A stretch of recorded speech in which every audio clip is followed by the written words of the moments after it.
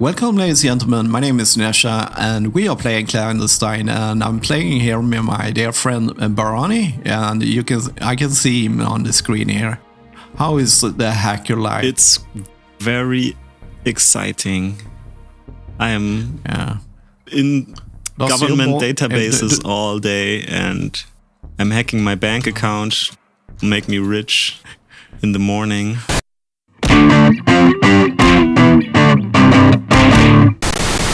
Okay, you're going rogue? No, I'm better off than I ever was. Like the other day, you're well off now, like the Americans say. I'm living the American dream, by the way, because I have access to everyone's computer. It's cool because I think this office is in the northern Cyprus, the Turkish part in Cyprus, and I live in the southern part of Cyprus. I've been to the northern part of Cyprus a couple of times. Oh, I heard the story that when people marched into Cyprus, whole villages were just abandoned, and everything is in the state that it was at the time they were abandoned. Is that true? Yeah, my neighbors, they used to live in the northern Cyprus. They lost 2 houses. So they moved all the family, but they went to England. They are educated, so they went to England, and now they're back in Cyprus. But they still have like 2 estates in northern Cyprus that they have no access to. That's so crazy. So it's a real reality here in Cyprus, but they're quite relaxed about it. It's not something they talk a lot about, and it's usually a subject I avoid when speaking with Cyprus people. Yeah, I can imagine that it's a tough subject for because people. It hurts a lot. I guess. For example, my neighbor, she has 2 estates that belong to her family that I have lost and won't get back. That's so. I can't imagine, actually. Yeah, so it's probably because she, as a little girl, had to go live with relatives in southern Cyprus. So she lost everything. At least, yeah, that's really crazy for me to think about that. Yeah, there are a lot of stories from Cyprus people. I had the most crazy part for me right now is that there haven't been found any solutions to get to a place of giving the people back what they lost in a way. It's a very complicated matter as Turkey claim ownership of northern Cyprus, but no one is recognizing northern Cyprus. So it's a hard situation for people in the northern Cyprus because they kind of belong to a country that doesn't exist. Yeah, so, and it's kind of Turkey kind of doesn't give a shit about northern of Cyprus, more that they say it's others, but it's like they don't have paved roads or stuff when I went there, so it could be and they lost all the tourists. In northern Cyprus was it's beautiful there, and they have a lot of cool stuff there, and they lost all the tourists, so it's probably a very hard situation for the people living in the north of Cyprus. I didn't know really a lot about it. That's really extremely interesting to me, but probably not the topic to talk about too much on this video. But it's a little bit, at least connected, since we are in northern Cyprus right now. Cyprus. Yeah. We're all about fun and games, so let's go back to fun and games. I'm all about hacking, man. The other day, I'm all about knocking people out, and I think Katja is a little bit sad that she had to shoot people. I want Katja to be a honest woman, a strong, honest woman with great ethics and values. So she is probably having a hard time right now. I think she has. She's dreaming like bad Russian nightmares every night. So but she's Russian, so she will keep her outer appearance that nothing has happened. She's keeping it cool. Well, I have a reference for you. My hacker life in the 90s, The other day I was in a pool with Angelina Jolie, and then I made lights on a nearby skyscraper like appear the words "I love you" on the skyscraper. Because I'm a hacker, I could do that. But Angelina Jolie in the 90s, she must have been like 15 years old, so it's a little bit creepy. Angelina Jolie? No, she was older in the mid 90s. Oh, yeah. How old are? Oh, she's I would guess 40. yeah. 40, yeah. She's married to Brad. Well, she was 18, I think, at that time. So you can't come me with legal problems. No. Anyway, so it's just a bit creepy, but not super creepy, you know. Yeah. Well, I was very young then, so yeah. Yeah. Everything works out. I think you can actually talk to Josiah again, and then we can. Oh yeah, we probably should. Yeah. Okay, let's. Coming up with a convincing pretext for you is not a simple matter. I'm not surprised to hear you say that. Mr. Mansour is easy. Put him in a suit, give him the sort of title that makes eyelids heavy. Asset manager, for instance. But you don't look like you belong anywhere important. I don't mean to be flippant, Mr. Gray, but you should have seen me when my hair was spiky. Yes, well, we appreciate your effort to tone it down. Now, what are you here to see me about? Okay, I like a little attitude. It's no attitude this time. Okay, do you have any information on Adrastea?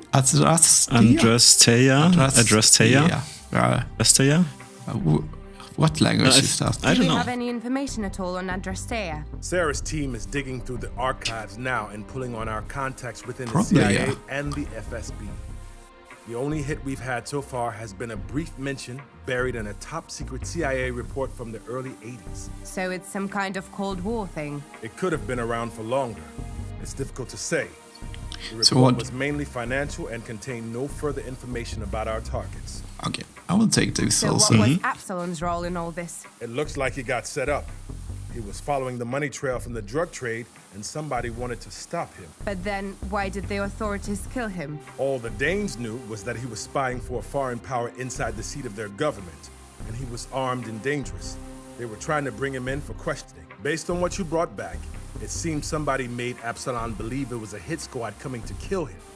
When they came, he panicked and started shooting. It's hard to accept that a man died because of a misunderstanding. That's the cost of clandestine operations. You have to keep secrets even from the people who are on your side.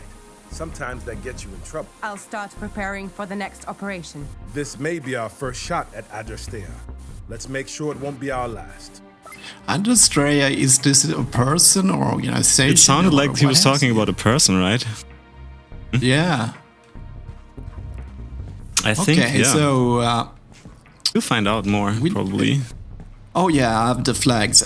Should you just add an indication when the flag is downstairs or upstairs or so on? Because it's a little bit hard to find our way here. Let's go downstairs. I like the rushing guys with burn damage. What's here? Field staff offices. Okay, let's go check this. Oh, that's the restroom. Probably need to Sarah in one of the offices that is somewhere here. Martin? Sarah is the chipmunk, right? Oh yeah, I'm gonna speak with you. We don't speak. Before. That's gonna make an eye-catching entry in my CV. Was the security high? Their sysadmin seemed competent, but with a system that complicated, there's always some vulnerability to exploit. Those guys don't get paid well enough. What do you think about this Adrastea business? It seems kind of James Bond. Some network of rogue spies? That sort of thing doesn't happen in real life. I wonder if they're really rogue, or if it's just some project we're not allowed to know about. Oh, you mean kind of like the Cambridge executive? It looks more and more like the right hand just doesn't know what the left is doing. Could you imagine if we end up tracking down these Adrastea people, and they turn out to be officially sanctioned by CIA? It seems like Adrastea is some part of some spy ring, maybe. Okay, Katja, that's my office. Oh yeah, I have a punching bag. And a gun and cleaning stuff. That's what I imagine you doing in your free time, cleaning your gun. Yeah, cleaning my guns. I don't use the gun so much, but maybe she... To keep them clean. when I was using guns, I shoot guns. What do you call it? Shooting contests. So I had my own guns, and I remember as a kid, every week I cleaned it, even that I didn't use it. Yeah. But you had really, what do you call that? Real ammunition guns or like BB guns or?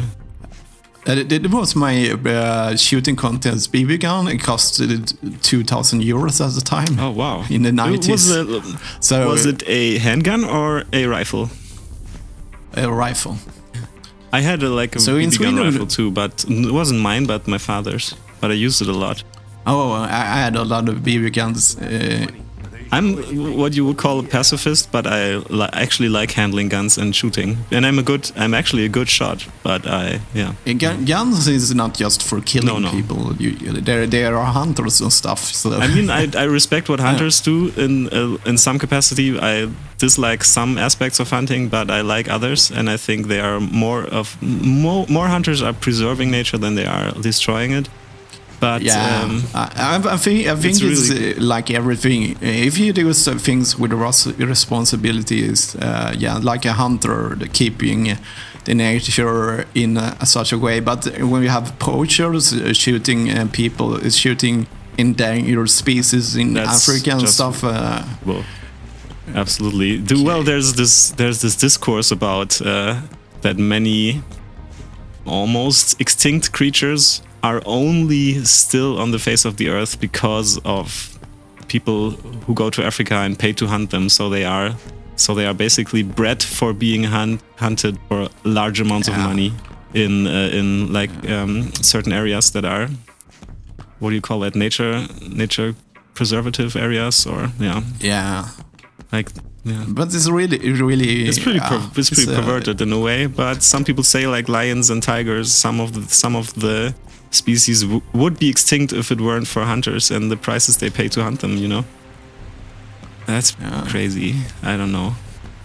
I know I had a friend that lived in South America. They had this really weird hunting place. People abroad went there, and then you bought an animal to kill, and then you went inside this kind of where they had the animal, and you just go. It's like in a small what do you call it? Fenced off area. So you just go in and shoot. In a small one. Wow. So there's not really any challenge. There is no hunting anymore. You don't have to track the animal. You don't have to like. But I prefer that. And it's better than they go in Africa into a natural preserve park and shoot some endangered species. But I think it's really weird. Yeah, it's super weird. Yeah. Do we want to go to the armory, because I don't know where Sarah is right now. I don't know, but we usually speak with him here. So we have to again, I think, also. Вот и вы. Есть разговор. Мне пора волноваться. Скорее мне беспокоиться за вас. Я могу дать кучу причин для беспокойства. Какую именно вы выбрали? Похоже, вы отклоняетесь от плана, лишь бы кого-нибудь не убить. А должна убивать? Нет. В милосердии нет ничего плохого, но я беспокоюсь, когда ваше угрызение совести ставит под угрозу задание. Не то чтобы я боялась запачкать руки, но без крайней нужды я не убиваю. Однако как вы решаете, необходимо ли это, пребывая в стремительной суматохе событий? Да, можно пощадить случайного прохожего. Но что, если завтра он опознает вас и выдаст врагам? I'm a spy, not assassin. Я шпион, а не наемный убийца. Вы должны быть готовы убить ради успеха задания. Иначе вы просто не годитесь для этой работы. Мое следующее задание будет проходить во время званого вечера. Надеюсь, вы простите меня, если я не перебью всех гостей. Oh, is the next mission a party? I guess so. That is fun. I don't know. But cool. Yeah. So we have to find Daniel Monsoon, the guy we rescued in the recreation room, and Sarah in her office. I don't know where both of them are. I will run, just check firing range. I don't want to do fire practice, but you probably can. Okay, nothing here. Yeah. We'll run. So, Sarah and Daniel, recreation Sarah is the monk. Chipmunk lady. Where was she? Hated. Was she on this floor? Or was she upstairs? We have a... think you... And where's the recreation room? I have no clue. A map would help. E10 is being jammed again. Do we have people here? Is the chipmunk here? No. I've been going through these places here, so maybe... Where are you? I lost you. Okay, you went in there, I saw you. I saw you. I didn't see inside. Is this Sarah's office? No. This isn't Sarah. But Sarah's somewhere. No. Here, this is Sarah's office. Look at that. Oh, thank you. Sounds like Umberto got a match. Miss Kozlova, good to have you back. You're in a good mood. I had the opportunity to watch you at work in London. Splendid job. I feared Copenhagen might be a fluke, but I'm glad to see you still go out of your way to avoid unnecessary loss of life. As I've said before, I really shouldn't be praised for just not killing people. I know it sounds like faint praise, but I now see why Mr. Gray chose you and Martin as our field team, rather than somebody with special forces experience. I thought that was because CIA didn't give us any people. What I'm trying to say is, I'm glad you have a conscience. I hope you'll stick to this approach in the future as well. Hey, I wasn't here to watch your last operation, but I've been told you kicked all sorts of fan. ass. I'm sorry if this sounds ignorant, but I was just wondering. Adoring fan. Ask. I used to do Taekwondo, and I was really into martial arts for a while. I've never seen a lady beat a guy in a fight. Well, it's a pretty simple equation. In a fair fight, a good big guy will beat a good small guy. That leaves me two options. I can either be better, or I can make sure it's not a fair fight. Which one is it? When things go according to plan, both. And when they don't? Knife to the heart or carotid artery. Oh. Yeah, that's the way we roll. Okay, what is he looking at? Knife to the heart. He's looking at the roof. I'm curious. I don't see. What? I don't see anything special. Yeah, okay. He's probably looking for that huge map, but he doesn't find it on the roof. So, and maybe he's one of those vain guys that don't want to wear glasses. Yeah, he wonders where he has lost his huge world map that he was working on. Find it. Anyway. Okay, the recreation room. Maybe it's upstairs. I mean, a guy who did like martial arts for a long time should know that a trained martial arts fighter, be it man or woman, would beat a non-fighter, right? That's the way it is. It doesn't matter. I trained a lot of martial arts, so it makes a big difference. I mean, if you're a woman and you're fighting against an untrained man, like of course you beat him. It's comparing. If you have a guy that plays football every week compared to a guy that never played football, it's the same thing. So much, so it's of course it makes a difference, but size makes a lot of difference if you. But technique, when you're a good, well-trained fighter with a good technique, size doesn't make that much of a difference, right? It's an even match. There is a good reason why we have weight classes in boxing. Yeah, that's true. Otherwise, when a heavyweight guy against a middleweight guy, it's physics. It's only if they are evenly weight combined with force make. Yeah, but it's only if they are trained fighters. If the big guy hasn't trained at all, he's gonna be beat up by the small guy with training every time. I don't know where that recreational room is supposed to be, man. That's it's a little bit irritating to look for these rooms where we have to go check everywhere. That's security. Here's communications center. Recreation room. Really? But the sign said that maybe it's downstairs. Maybe we haven't been there. Oh yeah. That's a new room. This looks like a care. There's probably the guy sitting there. Hey, how was Berlin? It was interesting. It sounded like it would be a milk run. It did, didn't it? Let's just say things didn't go according to plan. We got what we came for, though. We? Yep, I made some new friends. I'll introduce you to them sometime. So enigmatic. How about you?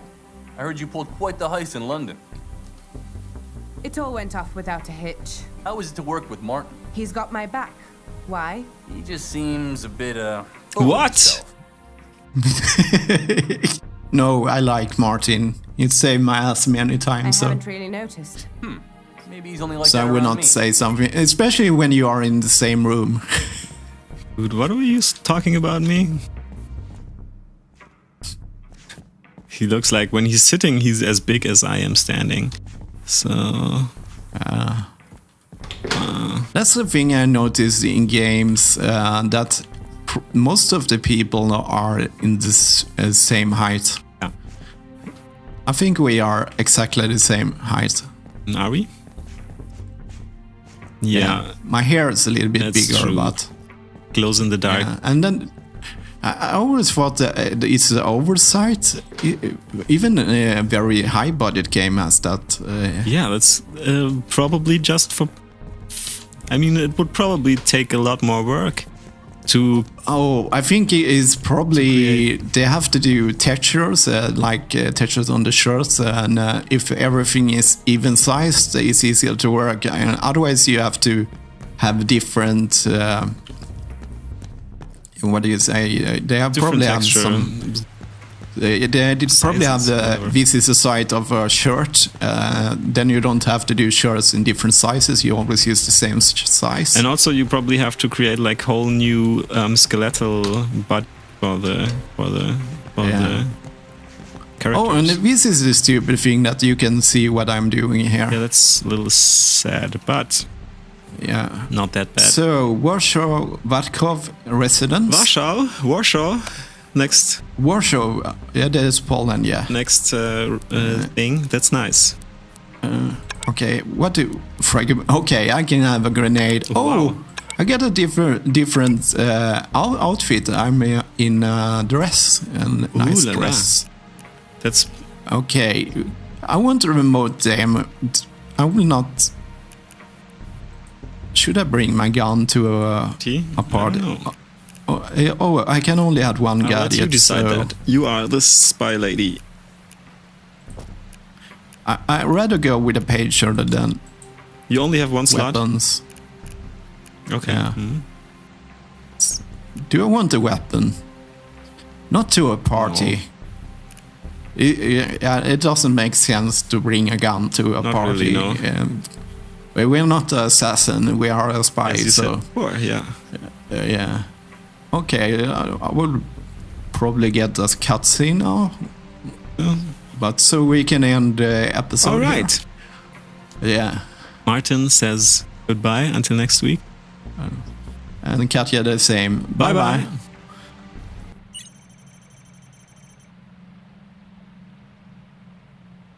The information you uncovered in London has led us to Richard Baxter, a somewhat mysterious and particularly well-connected banker.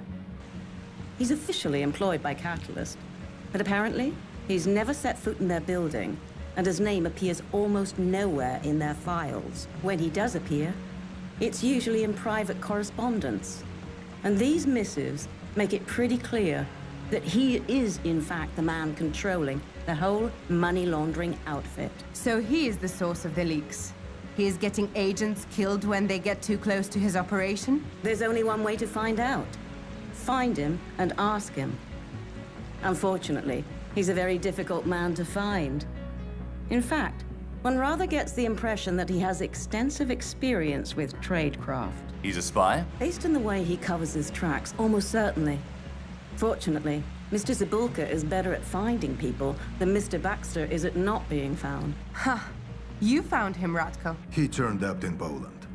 I'm pretty well connected in that neighborhood. A lot of people who owe me a favor. Indeed.